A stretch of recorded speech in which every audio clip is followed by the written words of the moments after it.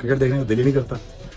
और इस किस्म की परफॉर्मेंसेज होंगी तो मुझे एक बात बता दें, कौन पैसे दे के पाकिस्तान टीम को देखने आएगा? खुद सोचें, आप ये खुद सोचें कि इस किस्म की परफॉर्मेंस से क्या आप एक्सपेक्ट करते हो कि पाकिस्तान टीम का ग्राफ ऊपर जाएगा? नहीं। देखिए, असल चीज हम क्रिकेट अच्छी नहीं खेल रहे, कप्तान कप्तानी अच्छी कर नहीं रहा, डिसीजन अच्छी नहीं ले रहा, हमारे बैट्समैन अच्छा नहीं खेल रहे, सेंसिबल क्रिकेट नहीं खेले, जिसकी वजह से हम क्रिकेट हार रहे हैं। शाहीन शाह अफरीदी की आप बॉलिंग देख लें, वो उनको बेलवाजी हटाना पड़ा, उसके बाद और उसके साथ साथ बाबर आजम की आप बैटिंग देख लें, उनसे 50 स्कोर नहीं है, और भी कुछ चीजें जो आगे चल के डिस्कस। सोशल मीडिया पे डिफरेंट कैंपेन्स करके उसके बाद पाकिस्तान कप को जो है मार्केट में छोड़ दिया, 5 मेंटोर्स ले लिए, सारा ध्यान इन चीजों पे चला जाए और फिर इनका ख्याल था कि बांग्लादेश से तो ये जीत ही जाएंगे, तो बांग्लादेश प्यार से अभी तुम्हारे बालों मासी करके वो हमें व्हाइट वॉश करके निकल गया है। तो अब ये कौन सा लॉलीपॉप देंगे, ये देखने वाली बात होगी कि अब पीसीबी किस पे डाले। Honestly, if you ask me कि Pakistan played like an average team और Pakistan is an average team और बैटिंग पाकिस्तान की एवरेज है, तो इसमें कोई बेजा बात नहीं होगी। सख्त बात करता हूं तो लोग कहते हैं यार आप बहुत सख्त बात करते हैं। अच्छा मुझे बताएं फिर क्या बात करें? एवरेज मैनेजमेंट से या एवरेज बोर्ड से एवरेज मैनेजमेंट निकलती है, एवरेज मैनेजमेंट से फिर एवरेज टीम नहीं आती है। दो स्लिपर रख लो, बाउंसर मारो, डराओ धमकाओ, मतलब हसन अली के अलावा एक कैरेक्टर आपको ऐसा नजर नहीं आता जो आपको विकेट लेके दे।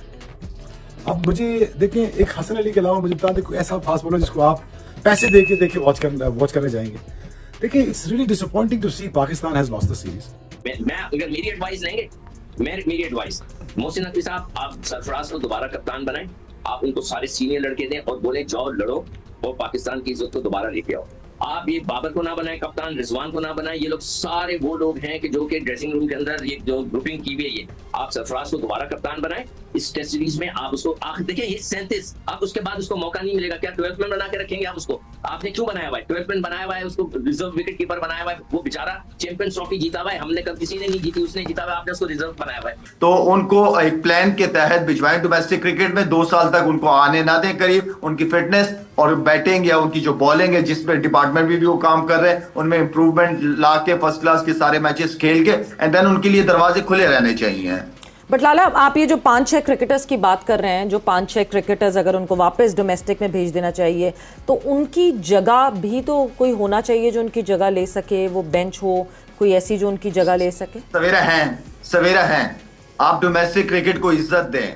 आप डोमेस्टिक क्रिकेट जो सारा साल खेलते रहते हैं उनकी परफॉर्मेंसेस को सामने रखें। ऐसे लड़के हैं, आगा सलमान बात करूं, खुशदिल बात करूं, जो जहां पे आपको प्लेयर की जरूरत है, या सबजादा फरहान की बात करूं, मोहम्मद अली की बात करूं, इसके अलावा और जो डोमेस्टिक क्रिकेट बहुत सारे क्रिकेटर्स होंगे। ऐसा नहीं है कि डोमेस्टिक में किसी ने परफॉर्मेंस नहीं की है।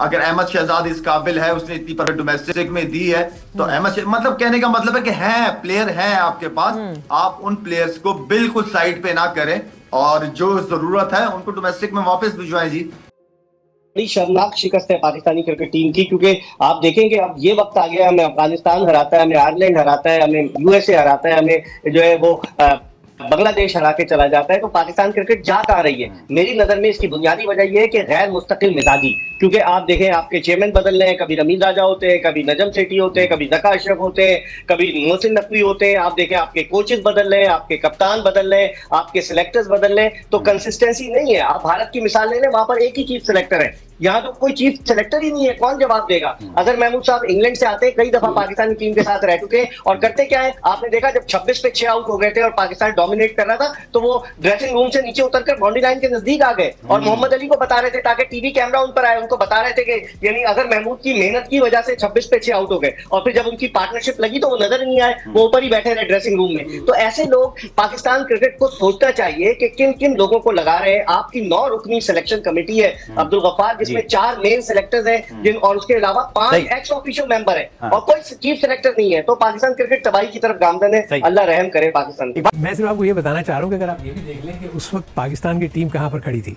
ये भी तो आपको साथ साथ बताना चाहिए कि हम लोग टॉप 4 में ही हर फॉर्मेट में ही फिनिश किए हुए थे और एक वक्त में आपके दौर में पाकिस्तान क्रिकेट गिरी भी बहुत है। हाँ, एक आध हम टूर्नामेंट देखें, हार जीत तो खैर पार्ट एंड पार्सल है। मैं जो थोड़ा सा इशू, जैसे भी आपने शान मसूद की और इन सब की जो इंटरव्यूज दिखाया, ये सब कुछ किया, आई थिंक इतनी ज़्यादा कॉन्ट्रडिक्शन मुझे नज़र आ रही है। वो कह रहे हैं कि हम 10 महीने से हम रेड बॉल क्रिकेट नहीं खेले। तो यही तो वो था सिलसिला जिसमें कैप्टन, कोचेस और जो भी आपका पीसीबी का जो मैनेजमेंट है वो इस चीज़ को देखता है कि हमारी आगे जो सीरीज़ होने वाली हैं, अगर उसमें हमारी 4 डे रेड बॉल क्रिकेट नहीं है तो हम कैसे डायरेक्टली हम टेस्ट मैचेस खेलने चले जाएंगे।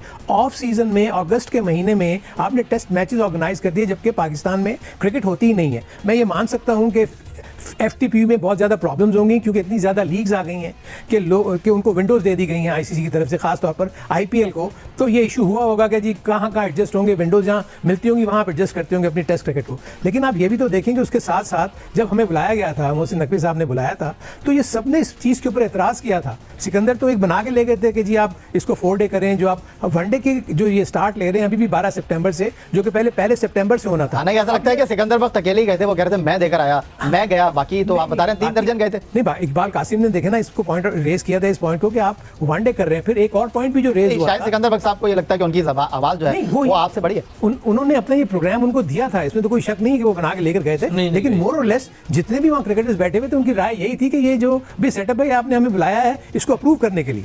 आपने सुना कि आप लोग सिर्फ चाय बिस्कुट खाकर आ गए? आप लोग सिर्फ चाय बिस्कुट खाकर आ गए? नहीं, मैं आपको सिर्फ ये बताने जा रहा हूँ कि उसमें एक और जो इशू था वो ये था कि जो भी फॉर्मेट आ रहा है जो चैंपियंस कप का, जो कि मेरे नज़दीक पेंटेंगुलर का नया नाम हो गया है चैंपियंस लीग या चैंपियंस कप, इससे पहले भी ये होती रही है। मैं सिर्फ ये कहना चाह रहा था कि उसमें जो सिलेक्शन है आपकी जब पेंटेंगुलर होती थी तो आपके एक टूर्नामेंट हो चुके होते थे, उसके बाद आप प्लेयर्स को पिक करते थे। ये पिछले 3 साल की परफॉर्मेंसेस के ऊपर आपने टीमें बनाई हैं, जबकि अभी तक कोई भी स्क्वाड अनाउंस नहीं हुआ।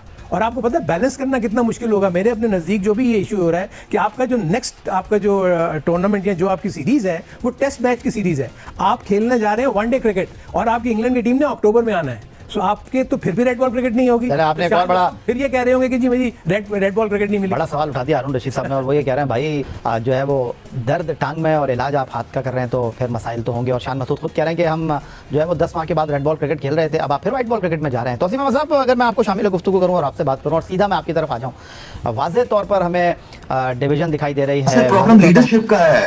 हर चीज में हम क्रिकेट अच्छी नहीं खेल रहे यार, कोई पहली दफा नहीं हो, इससे पहले भी वर्ल्ड कप हमने खेले हैं। जब परफॉर्मेंसेज नहीं होती तो ग्रुप ही ग्रुप नजर आता है। तो सोशल मीडिया का दौर है, अब तो किसी की इज्जतें भी महफूज नहीं है। ये कोविड में नए नए बच्चे जो पैदा हुए हैं इनको नहीं पता चीजों का, ये सिर्फ बैठे इनको सिर्फ मोबाइल चलाना आता है, एजुकेटेड है नहीं। आपको ये चलाने के लिए भी एजुकेटेड होना पड़ता है। आप क्या लिख रहे हैं, किसके बारे में लिख रहे हैं, जिसका जो मुंह आया कह ही जा रहे, डाले जा रहे। भाई क्रिकेट अच्छी नहीं खेल रहे हम, हमारे बैट्समैनों ने अच्छी बैटिंग नहीं की जिसकी वजह से मैच हारे हैं। हमारे बॉलर ने 1 ओवर, मोहम्मद आमिर की बात करते हैं, थोड़ी है मोहम्मद आमिर मकसद हमारा, हमने खुद रेलेवेंस रहना है, खुद अपना आना चाहते हैं।